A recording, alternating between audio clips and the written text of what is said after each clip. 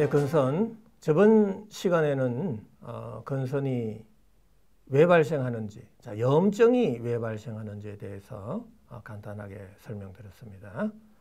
오늘 이 시간에는 근선의 원인, 또 발생 기전, 또 치료 원칙, 치료 방법에 대해서 임상적으로 설명드리도록 하겠습니다. 자, 근선의 정의입니다. 자, 서양의학에서는 근선의 정의를 내릴 때 은백색의 인설을 동반한 구진성 피부 질환이다, 이렇게 정의를 내리고 있습니다. 자, 저는 저번 시간에도 말씀드렸듯이 모든 질병의 원인을 세포 열 에너지학적 관점에서 바라보기 때문에 저는 내 몸 속에 있는 이 열 에너지가 내 몸 전체적으로 골고루 분산되지 못하고 어느 한쪽으로 과도하게 열이 쏠리면서 그 조직이나 피부의 온도가 상승되어서 그때 발적과 구진과 태선과 인설을 동반한 염증성 피부 질환이다라는 게 저의 근선의 정의입니다. 자, 근선을 다양하게 구분할 수 있죠. 모양에 따라서 또 정상에 따라서 이렇게 구분하고 있는데 물방울양, 판상, 농포성, 박탈성 이러한 근선으로 구분할 수 있습니다. 자, 그런데 여기서 중요한 것은 왜 물방울 모양처럼 생길까요? 왜 판상처럼 생길까요? 왜 농포와 왜 박탈이 생길까요? 그거에 대해서 좀 더 우리가 구체적으로 이해를 해 주십사라는 부탁입니다. 자, 근선의 원인. 지금 서양의학에서는 다양하게 구분하죠. 지금 한 8가지 정도. 유전이다, 면역학적이다, 각질 형성 분화의 이상이다. 다양한 가설입니다. 자, 이런 방식으로 원인이, 근선이 발생할 수 있다라는 이야기죠. 근데 저는 좀 달리 생각하고 있습니다. 일단은 근선의 악화 요인, 유발 요인, 외부의 자극, 외상, 감염, 또 여러 가지 기후에 의해서도 생길 수도 있고 스트레스, 약물에 의해서도 생길 수 있다라는 이야기입니다. 이거는 이제 기본적으로 우리가 학술적으로 여러 가지 논문을 통해서 밝혀진 내용이고요. 자, 그 다음에 근선의 증상이죠. 우리가 근선을 치료하다 보면 다양한 증상들이 나타납니다. 선홍색의 작은 구진, 또 은백색의 인설과 홍반, 또 농포, 박탈, 가려움증, 이제 심해지는 경우 조갑의 변화라든지 또 합병증으로 근선 관절염까지 생기게 됩니다. 자, 여기서 상시 중요한 거, 왜 구진이 생기죠? 왜 인설과 홍반이 생기죠? 왜 농포와 박탈이 생기고 왜 가려움증이 생길까요? 자, 그 다음에 근선은 근선이지 왜 조갑, 내일의 이상이 생기고 또 왜 근선 질환에 있어서 관절염까지 생길까요? 항시 왜? 라는 질문에 대해서 우리가 항시 대답할 수 있어 줘야 될 겁니다. 자, 그런데 저는 근선의 원인을 좀 달리 보고 있다라는 이야기입니다. 자, 근선의 원인은 우리가 염증의 발생 원인으로 생각해 줘야 됩니다. 자, 염증은 아까 세포의 손상이다라는 이야기입니다. 그런데 세포의 손상은 그렇다면 다양한 원인에 의해서 생길 수 있다라는 이야기죠. 자, 우리가 이 도표에서도 보시다시피 중금속이다, 세균과 바이러스다, 온도와 습도, 압력에 의해서도 우리가 염증이 더 악화될 수도 있습니다. 가장 기본적인 것은 이 압력, 교통사고, 압력이 가해질 때 세포는 굉장히 손상을 쉽게 받게 됩니다. 자, 그 이외에도 음식물에 의해서도 다 생길 수가 있습니다. 자, 물 때문에도 염증이 생길 수도 있고 심지어는 물에 의해서 사망할 수도 있습니다. 자, 얼음물을 우리가 5리터 이상 순식간에 먹는다고 했을 때 저체온증에 빠져서 죽을 수도 있겠죠. 자, 그 외에도 농약, 양약, 한약, 이 약물에 의해서 염증이 생기는 경우가 굉장히 많습니다. 자, 그 외에도 스트레스다, 칠정이다, 운동량에 의해서도, 자, 갑자기 우리가 운동을 하면은 가려움증이 더 심해지는 경우가 있습니다. 자, 가려움증이 생겼다는 소리는 염증이 생겼다라고 볼 수 있겠죠. 자, 이러한 다양한 원인에 의해서 세포의 손상이 일어나고 세포의 손상은 염증이 되는 거고요. 자, 염증의 다양한 형태 또 특징에 따라서 엄백색의 구진, 인설, 태선과 같은 증상이 나타날 때 우리가 건선으로 진단 내리게 된다라는 이야기입니다. 자, 세포 열 에너지 학적 관점에서 건선의 발생 기전을 한번 자세하게 좀 살펴볼까요? 자, 세포 손상이 일어나기 전에 다양한 원인 물질에 의해서 생길 수 있다 그랬죠?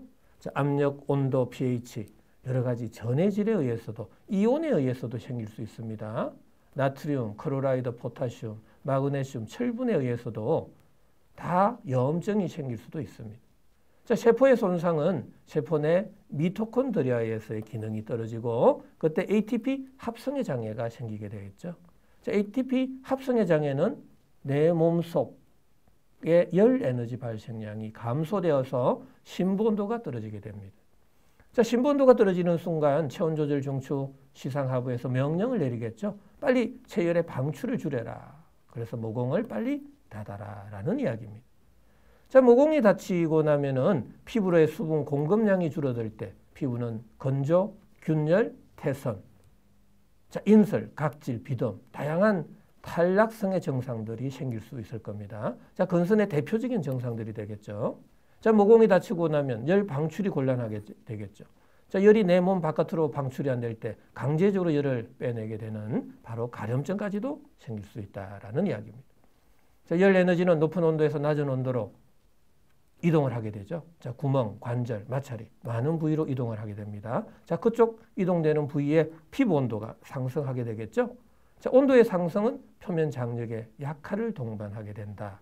조직의 변형이 온다. 구진, 팽진, 홍반, 농포, 박탈과 같은 다양한 증상들이 생길 수 있다. 자, 이러한 전반적인 증상이 생길 때 우리는 건선으로 진단을 내릴 수 있다라는 이야기입니다. 자, 건선의 합병증이죠. 조갑의 변화, 건선 관절염, 심한 경우는 탈모까지 생길 수가 있습니다. 자, 염증은 어느 곳에나 생길 수 있다. 열 에너지는 모든 서페이서, 표면이 있는 곳은 다 이동을 할 수가 있습니다. 그래서 열이 과도하게 이동되는 부위로 염증이 생기고 염증이 생길 때 다양한 합병증이 생길 수도 있다라는 이야기입니다. 자, 지금까지 건선에 대해서 그러면은 우리가 다양한 궁금증이 생길 수 있죠. 자, 첫 번째, 인설과 태선은 왜 생기나요? 라는 이야기입니다. 자, 지금까지는 왜 인설이 생기고 왜 태선이 생기는지에 대해서 정확하게 설명해 놓은 교과서가 없습니다.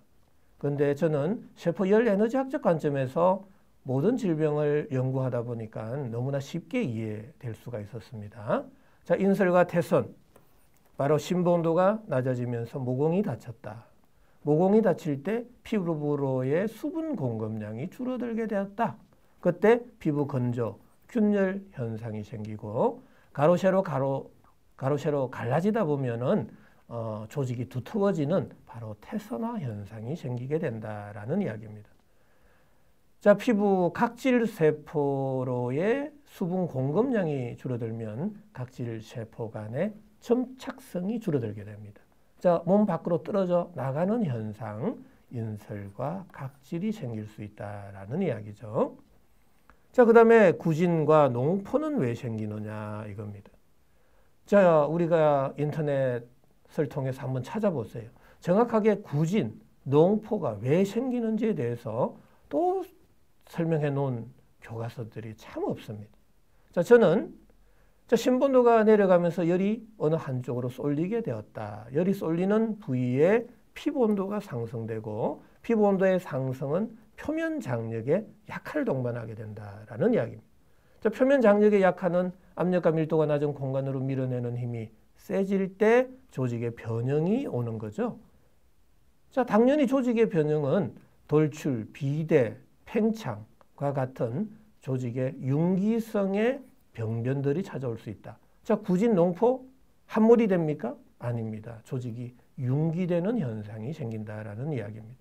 자, 융기가 되었다는 소리는 뭔가 내부에서의 힘이 가해졌다. 그 힘은 바로 표면 장력이 약화되어서 생긴 힘이다라는 이야기입니다. 자, 세 번째, 피부 박탈은 왜 생기나요? 라는 이야기입니다. 자, 이것은 굉장히 중요한 건데요.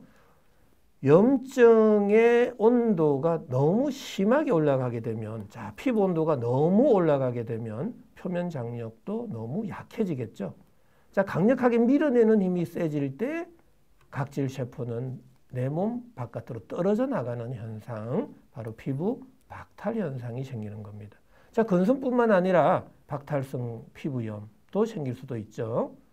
박탈이 되는 경우는 굉장히 많습니다. 다양한 질환에서 생길 수 있기 때문에 건선뿐만 아닙니다. 그러나 중요한 것은 왜 박탈이 생기는지를 꼭 이해를 해 주셔야 된다라는 겁니다. 자, 그 다음에 네 번째, 가려움증 왜 생기느냐요. 자, 가려움증, 뭔가 긁고 싶은 욕망이라고 표현하고 있는데, 저는 가려움증의 정의를 열 에너지를 방출하기 위한 본능적 행위다라고 저는 정의하고 있습니다. 자, 심부온도가 낮아질 경우 당연히 체열의 방출을 줄이기 위해서 모공을 닫게 되죠. 자, 모공이 닫히면은 내 몸 바깥으로 열 에너지가 방출이 잘 안 됩니다. 자, 우리가 밥을 먹고 활동을 하고 다양한 업무를 하다 보면 몸에서 열은 발생하는데 그 열이 원활하게 방출이 안 될 때 내 몸은 폭발할 수가 있겠죠. 자, 폭발하기 전에 내가 살아야 되겠죠. 자, 살 수 있는 유일한 방법, 강제적으로 모공을 여는 방법, 가려움증이 발생하게 된다라는 이야기입니다.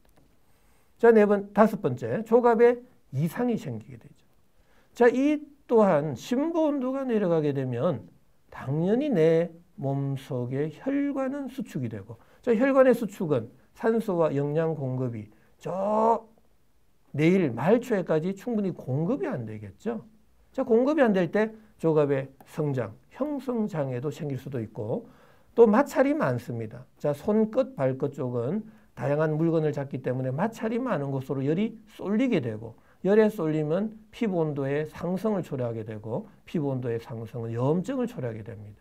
바로 염증에 의해서 조갑 근에 염증이 생길 때 조갑의 성장장애 또 형성장애도 생길 수 있다라는 이야기입니다. 자, 관절염 왜 생기나요? 자, 열 에너지는 구멍, 관절, 마찰이 많은 쪽으로 열이 확 쏠린다 그랬죠. 자, 심부온도가 낮아지면 손끝, 발끝에서 모공이 다치게 됩니다. 그 이후에 밥을 먹고 활동을 하면 열은 발생하는데 그 열 에너지는 마찰이 많은 곳, 관절이 있는 곳, 구멍이 있는 곳으로 열이 확 쏠리게 됩니다. 바로 그때 관절로에 열이 쏠릴 수 있겠죠. 자, 마찰이 많고 움직임이 많기 때문에 그럼 관절 주변에 피부 온도가 상승이 됩니다. 자, 피부 온도의 상승은 염증을 동반하죠. 바로 관절염이 생길 수 있다라는 이야기입니다. 자, 건선에 있어서 관절염이 생기는 이유, 이제 같은 개념으로 생각할 수 있겠습니다. 자, 그렇다면은 건선을 치료하려면 염증을 치료해야 되는 거죠. 자, 염증 치료 그렇게 만만하지 않습니다. 굉장히 어렵습니다. 하지만 저는 그래서 염증을 치료하는 데 있어서 반드시 3대 치료 원칙이 있다라는 이야기입니다. 이런 원칙에서 벗어나면은 치료가 참 어렵습니다. 그 이유는 인체 물리학적으로 이 물리학에 있어서의 법칙은요, 타협을 할 수가 없습니다. 법칙은 법칙입니다. 바로 그 법칙대로 이행을 할 때, 또 실천할 때, 치료를 할 때 염증은 근본적인 치료가 가능할 수 있다라는 이야기입니다. 자, 두 번째부터 보면은 높아져 있는 피부 온도는 낮춰야 되겠죠. 자, 피부 온도가 낮아질 때 염증성 증상, 발진, 발적, 따가움, 화끈거림, 심한 경우는 통증, 색소 침착과 같은 염증성 증상들이 사라질 수가 있습니다. 자, 세 번째, 모공은 열어야 되겠죠. 닫혀 있다라는 이야기입니다. 모공이 닫혀서 열이 방출이 안 되고 열이 어느 한쪽으로 쏠리게 돼서 또 피부 온도가 올라갔기 때문에 모공을 열어야 됩니다. 자, 그런데 좀 생각해 보면 피부 온도를 낮추면서 모공을 여는 경우는 불가능합니다. 피부 온도가 낮아질 때 모공은 닫히게 되고 모공이 닫힐 때 피부 온도는 낮아지게 됩니다. 자, 두 개 동시에 일어날 수가 없습니다. 항시 모공을 열려고 하면 피부 온도는 올라가게 되죠. 피부 온도를 낮추면서 모공을 여는 경우 어렵습니다. 하지만 그때 심부 온도를 올리게 되면은 모공은 열리게 되고 피부 온도는 낮아진다라는 이야기입니다. 그래서 반드시 근선을 치료할 때는 심부 온도 올리고 피부 온도 낮추고 모공은 열어주는 치료를 해야 된다라는 이야기죠. 자, 근선 치료 방법, 심부 온도 올리고 피부 온도 낮추고 모공을 열어주는 방법으로는 이 네 가지로 우리가 좀 생각해 볼 수 있겠습니다. 약물, 식이, 생활, 운동요법으로 치료를 할 수가 있습니다. 자, 대체적으로 약물요법은 우리 한방적으로 있어서는 온중산안, 속을 따뜻하게 데피고 장기운을 발산시켜주는 약재들을 쓰게 되고요. 자, 발한 해표, 땀 분비를 원활하게 해주겠다라는 이야기입니다. 자, 모공이 열릴 때 땀의 분비는 원활해지겠죠. 자, 모공이 열릴 때는 심장에서 가까운 쪽부터 먼 쪽으로 열리게 되겠죠. 자, 열이 전신으로 골고루 분산되는 효과가 있다라는 이야기입니다. 열이 어느 한쪽으로 안 쏠리게 되겠죠. 자, 그 다음에 염증 치료해주기 위해서 청열, 해독지제를 쓰게 된다라는 이야기입니다. 자, 이러한 온중산안, 발한, 해표, 청열, 해독지제를 써서 열 에너지를 어느 한쪽으로 쏠리지 않고 전신으로 골고루 열을 분산시켜서 피부 온도 낮추고 모공을 열어서 우리가 발적, 염증, 가려움증, 인설, 태선, 구진과 같은 다양한 근선의 증상을 치료할 수 있다라는 이야기입니다. 자, 이 외에도 식이요법도 굉장히 중요합니다. 음식 하나하나가 약이다라는 생각을 꼭 해주셔야 됩니다. 어떤 음식을 먹어야 될지, 말아야 될지, 어떻게 밥을 먹어야 될지, 어떻게 야채를 또 먹어야 될지 꼭 우리가 원칙에 입각한 상태의 식이요법을 해주셔야 됩니다. 자, 식이요법의 대강은 소화가 잘 되어야 된다. 분해가 잘 되어줘야 된다. 부드러워져야 된다라는 이야기입니다. 그럴 때만이 내 몸에서 열 에너지가 원활하게 발생할 수 있습니다. 자, 생활요법. 항시 안정적이고 또 규칙적인 생활이 필요하겠죠. 뭐 치료 도중에 너무 장거리 여행을 한다거나 또 친구를 만나서 스트레스를 많이 받을 경우는 염증이 악화되는 사례들이 굉장히 많습니다. 또 집안 환경 또한 따뜻하게 생활할 수 있는 여건을 만들어주는 것도 굉장히 중요합니다. 자, 운동요법. 운동 꼭 해주시는 것이 좋습니다. 하루에 단 1시간이라도 운동을 해서 심부 온도도 올리고 또 모공도 열어주는 치료를 해주셔야 되겠죠. 운동을 할 때는 다만 조심해야 될 것은 너무 추운 데서 운동을 한다거나 또 수영이나 스킨스쿠버와 같은 심부 온도를 혹시나 낮출 수 있는 그런 운동들은 좀 치료 이후에 하는 것이 좋다라는 이야기입니다. 자, 지금 근선치료 시 이제 주의사항들이 있겠죠. 아무래도 피부 온도를 높이면 안 되겠고 또 모공을 닫아서도 안 되겠고 그 다음에 심부 온도를 낮추는 음식들을 먹어도 안 되겠죠. 찬 음식, 기름진 음식은 피해 주시는 것이 좋습니다. 자, 이러한 주의사항들 또 식이요법, 운동요법, 생활요법에 대해서는 구체적으로 우리가 내원하게 되면은 자세하게 강의식 진료를 지금 해드리고 있습니다. 자, 근선을 치료함에 있어서 다 염증 치료입니다. 이 염증 치료의 과정을 좀 살펴보면은 우리가 이분은 내원 당시에 정강이 쪽에 염증, 발적, 화끈그림, 따끈그림, 태선, 인설, 각질이 굉장히 많이 분포되어 있습니다. 자, 심부 온도 올리고 피부 온도 낮추고 모공을 열어주어서 열 에너지를 전신으로 골고루 분산시킨 결과 정강이 쪽으로의 피부 온도가 낮아져서 굉장히 인설과 태선, 가려움증이 많이 줄어들고 있음을 알 수가 있습니다. 자, 치료 4개월째는 2개월째보다는 더더욱 많이 인설과 또 태선, 가려움증이 많이 줄어들고 있고 염증도 많이 줄어들고 있음을 알 수 있습니다. 자, 치료 6개월째는 거의 99% 다 치료가 될 수 있었음을 볼 수 있죠. 자, 근선 치료 어렵지 않습니다. 하지만 정확한 원리를 가지고 치료를 해줘야 된다. 자, 근선 치료의 핵심은 염증 치료입니다. 아토피나 습진이나 모든 질환도 염증 치료입니다. 자, 염증이 왜 발생하는지를 정확하게 이해해야 되고 그렇다면 염증을 어떻게 치료해야 되는지 그 치료의 원칙이 있습니다. 심부 온도 올리고 피부 온도 낮추고 모공을 열어주는 치료를 할 때만이 염증 치료, 건선 치료 될 수 있다라는 이야기입니다. 자, 저번 시간 또 이번 시간 우리가 건선의 발생 원인 또 정의, 자, 발생 기전, 치료 원칙, 치료 방법에 대해서 설명드렸습니다. 자, 아무쪼록 건강한 하루 되시기 바랍니다. 감사합니다.